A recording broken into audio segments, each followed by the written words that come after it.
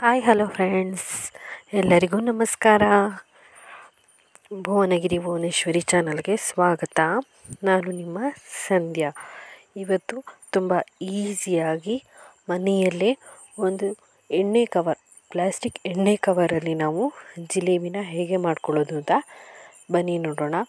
ತುಂಬ ಈಸಿಯಾಗಿ, ತುಂಬ ಕಡಿಮೆ ಇಂಗ್ರೀಡಿಯೆಂಟ್ಸಲ್ಲಿ, ಮದುವೆ ಮನೆಯ ಶೈಲಿಯಲ್ಲಿ, ಮದುವೆ ಮನೆಯಲ್ಲಿ ಮಾಡ್ತಾರಲ್ವ ಅದೇ ಟೈಪ್ ಆಫ್ ಜಿಲೇಬಿಯನ್ನು ಹೇಗೆ ಮಾಡ್ಕೊಳ್ಳೋದು. ಮತ್ತು ಇದು 1 ತಿಂಗಳಿಟ್ಟರು ಫ್ರೆಂಡ್ಸ್ ಒಂಚೂರು ಹಾಳಾಗೋದಿಲ್ಲ. ತುಂಬ ಜ್ಯೂಸಿಯಾಗಿ ತುಂಬಾ ಚೆನ್ನಾಗಿ ಇರುತ್ತೆ. ಇದನ್ನು ಹೇಗೆ ಮಾಡೋದು ಅಂತ ಬನ್ನಿ ನೋಡೋಣ. ಒಂದು ತಪ್ಪಲೆನ ತೊಗೊಂಡು ಅದಕ್ಕೆ ನಾನು 1.5 ಕಪ್ ಆಗೋಷ್ಟು ಸಕ್ಕರೆನ ಹಾಕಿ, ಅದಕ್ಕೆ 1 ಕಪ್ ಆಗೋಷ್ಟು ನೀರನ್ನ ಹಾಕಿ, ಹಾಗೆ ಏಲಕ್ಕಿ ಮತ್ತು ಲವಂಗನ ಪುಟ್ಬಿಟ್ಟು ಹಾಕಿ ಚೆನ್ನಾಗಿ ಪಾಕ ಬರೆಸ್ಕೊಳ್ಳೋಕೆ ಇಟ್ಕೊಂಡಿದ್ದೀನಿ. ನೋಡಿ, ಈ ಥರ ಚೆನ್ನಾಗಿ ಪಾಕ ಬರಬೇಕು ಫ್ರೆಂಡ್ಸ್, ಚೆನ್ನಾಗಿ ಪಾಕ ಬರಬೇಕು. ಈ ಥರ ಹೀಗೆ ನೀವು ಚೆಕ್ ಮಾಡ್ತಾ ಇರಬೇಕಾಗುತ್ತೆ. ನೋಡಿ, ಈಗ ಪಾಕ ಬರೋದಕ್ಕೆ ಶುರುವಾಗಿದೆ. ಹೀಗೆ ಟಚ್ ಮಾಡಿದ್ರೆ ಲೈಟಾಗಿ ಒಂದೆಳೆ ಪಾಕ ಬಂದ ಹಾಗೆ ಅನ್ನಿಸ್ಬೇಕು. ಆ ಥರ ನಾವು ಪಾಕನ ಮಾಡ್ಕೋಬೇಕಾಗುತ್ತೆ.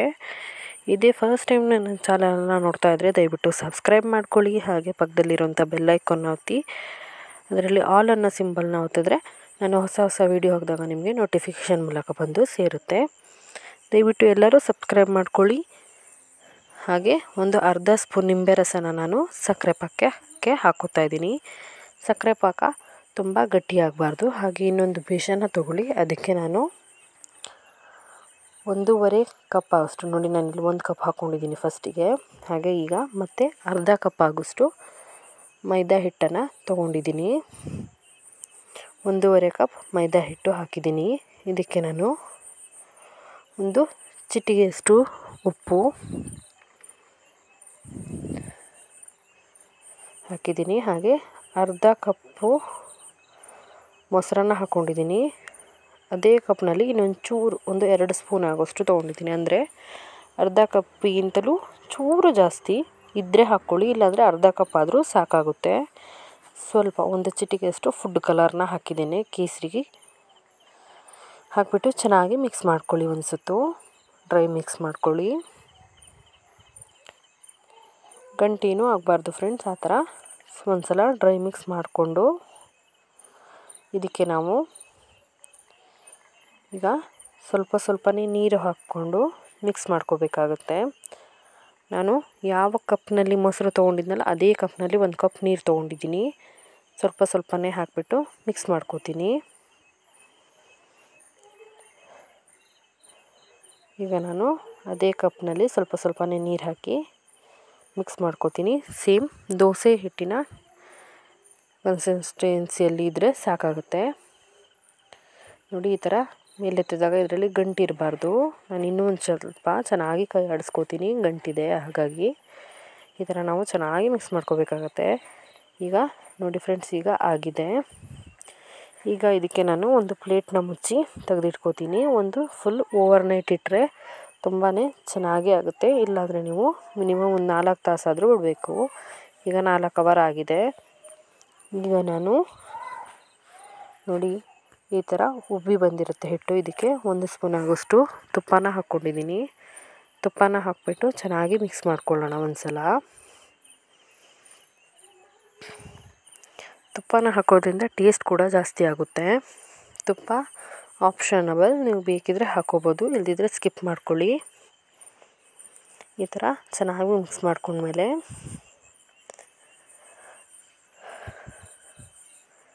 ನೋಡಿ, ಈಗ ಇದು ಆಗಿದೆ, ಚೆನ್ನಾಗಿ ಮಿಕ್ಸ್ ಆಗಿದೆ. ಈ ಥರ ದಪ್ಪ ಇರಬೇಕಾಗತ್ತೆ, ಗಂಟು ಏನೂ ಆಗಿರಬಾರ್ದು. ಈಗ ನಾನು ಒಂದು ಎಣ್ಣೆ ಕವರ್ನ ತೊಗೊಂಡಿದ್ದೀನಿ. ಈ ಥರದ್ದು ಎಣ್ಣೆ ಕವರ್ನ ತೊಗೊಂಡಿದ್ದೀನಿ. ನೀವು ಹಾಲು ಕವರ್ ಕೂಡ ಯೂಸ್ ಮಾಡ್ಬೋದು. ಈ ಥರ ಎಣ್ಣೆ ಕವರ್ನ ನೋಡಿ, ಈ ಥರ 2 ಜಲ್ಲಿ ನಾವು ಕಟ್ ಮಾಡ್ಕೋಬೇಕಾಗತ್ತೆ ಹಿಟ್ಟು ಹಾಕಿದ ನಂತರ. ಈಗ ಫಸ್ಟಿಗೆ ನಾವು ಮೇಲ್ಗಡೆ ಸೈಡ್ ಓಪನ್ ಮಾಡ್ಕೋಬೇಕು. ನಿಮಗೆ ಎಣ್ಣೆ ಕವರ್ ಕಷ್ಟ ಆಗುತ್ತೆ ಅಂದರೆ ಒಂದು ಪ್ಲಾಸ್ಟಿಕ್ ಬಾಟಲ್ನ ತೊಗೊಳ್ಳಿ. ಅದಕ್ಕೆ ಮುಚ್ಚಳ ಇರುತ್ತಲ್ಲ, ಅದಕ್ಕೆ ಒಂದು ಇದನ್ನ ಮಾಡ್ಕೊಳ್ಳಿ. ಆಗ ನಿಮಗೆ ಹಾಕೋದಕ್ಕೆ ಈಸಿ ಆಗುತ್ತೆ. ಈಗ ನಾನು ಎಣ್ಣೆ ಕವರ್ನ ಹೇಗೆ ಕಟ್ ಮಾಡ್ಕೊಳ್ಳೋದು ಅಂತ ತೋರಿಸ್ತಿದ್ದೀನಿ. ನಾವು ಕಟ್ ಮಾಡಿರ್ತೀವಲ್ಲ ಎಣ್ಣೆ ತೆಗೆಯೋದಕ್ಕೆ, ಆ ಸೈಡು ಫಸ್ಟು ಕ್ಲೀನಾಗಿ ಓಪನ್ ಆಗೋ ಥರ ಕಟ್ ಮಾಡ್ಕೋಬೇಕು. ನೋಡಿ ಈ ಥರ ಓಪನ್ ಆಗೋ ಥರ ಕಟ್ ಮಾಡ್ಕೊಳ್ಳೋಣ. ಈಗ ಇದಕ್ಕೆ ನಾನು ಕಲಸಿಟ್ಟಂಥ ಹಿಟ್ಟನ್ನು ಹಾಕ್ಕೋತೀನಿ. ಈ ಥರ ಎಲ್ಲ ಹಿಟ್ಟನ್ನು ಸ್ವಲ್ಪ ಹಾಕ್ಕೋಬೇಕು.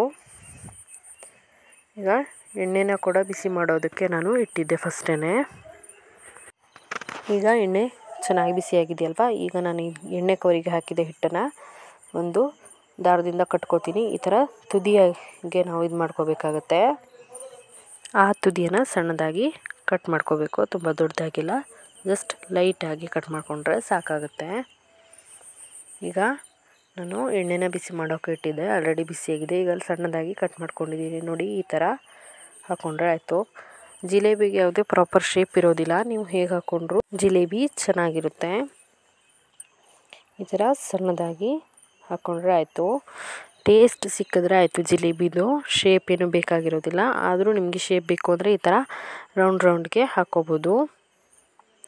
ಈಗ ಎರಡು ಸೈಡ್ ಸ್ವಲ್ಪ ಚೆನ್ನಾಗಿ ಬೆಂದು ಬರೋ ಥರ ಹಾಕ್ಕೋಬೇಕಾಗತ್ತೆ.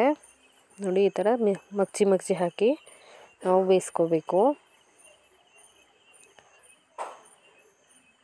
ಈ ಥರ ಚೆನ್ನಾಗಿ ಬೇಯಿಸ್ಕೋಬೇಕಾಗತ್ತೆ. ಈಗ ಬೆಂದಿದ್ದೆ ತೆಗಿತಿದ್ದೀನಿ. ಇದನ್ನು ತೆಗೆದ್ಬಿಟ್ಟು ಸಕ್ಕರೆ ಪಾಕಕ್ಕೆ ಹಾಕ್ಕೊಂಡಿರಬೇಕು. ಸಕ್ಕರೆ ಪಾಕಕ್ಕೆ ಹಾಕಿ ಒಂದು 10 ನಿಮಿಷದ ನಂತರ ನೀವು ನೋಡ್ಬೋದು ಸಕ್ಕರೆ ಪಾಕ ಸ್ವಲ್ಪ ಗಟ್ಟಿ ಎಳೆಯಲ್ಲಿ ನಾವು ತೆಗೆದಿರೋದ್ರಿಂದ ನೋಡಿ 1 ತಿಂಗಳಿಟ್ಟರೂ ಹಾಳಾಗೋದಿಲ್ಲ. ಅಷ್ಟು ಕ್ರಿಸ್ಪಿಯಾಗಿ ಅಷ್ಟು ಟೇಸ್ಟಿಯಾಗಿ ಬಂದಿರುತ್ತೆ. ನೋಡಿ ಈ ಥರ ಸಕ್ಕರೆ ಪಾಕ ರವೆ ಥರ ಮೇಲೆ ಕೂತಿರಬೇಕು, ಆಗ ನಮ್ಮ ಜಿಲೇಬಿ ಪರ್ಫೆಕ್ಟಾಗಿ ಬಂದಿದೆ ಅಂತ. ನೋಡಿದ್ರಲ್ಲ ಫ್ರೆಂಡ್ಸ್, ಜಿಲೇಬಿ ಎಷ್ಟು ಈಸಿಯಾಗಿ ಎಷ್ಟು ಆರಾಮಾಗಿ ಮಾಡ್ಕೊಳ್ಳೋದು ಅಂತ. ಈ ಥರ ಜ್ಯೂಸಿಯಾಗಿರೋ ಜಿಲೇಬಿನ ನಾವು ಆದಷ್ಟು ಹುಳಿ ಮೊಸರಲ್ಲೇ ಮಾಡ್ಕೋಬೇಕು. ಈ ವಿಡಿಯೋ ನಿಮಗೆ ಇಷ್ಟ ಆಗಿದೆ ಅನ್ಕೋತೀನಿ. ಇಷ್ಟ ಆಗಿದರೆ ದಯವಿಟ್ಟು ಲೈಕ್ ಮಾಡಿ, ಶೇರ್ ಮಾಡಿ, ಹಾಗೆ ಕಾಮೆಂಟ್ ಮಾಡಿ. ಇದೇ ಫಸ್ಟ್ ಟೈಮ್ ನೀವು ನನ್ನ ಚಾನಲ್ನ ನೋಡ್ತಿದ್ರೆ ದಯವಿಟ್ಟು ಸಬ್ಸ್ಕ್ರೈಬ್ ಮಾಡಿ, ಹಾಗೆ ಪಕ್ಕದಲ್ಲಿರುವಂಥ ಬೆಲ್ ಐಕನ್ನ ಕೂಡ ಒತ್ತಿ. ಪ್ಲೀಸ್ ಸಬ್ಸ್ಕ್ರೈಬ್ ಮಾಡ್ಕೊಳ್ಳಿ. Thank you so much.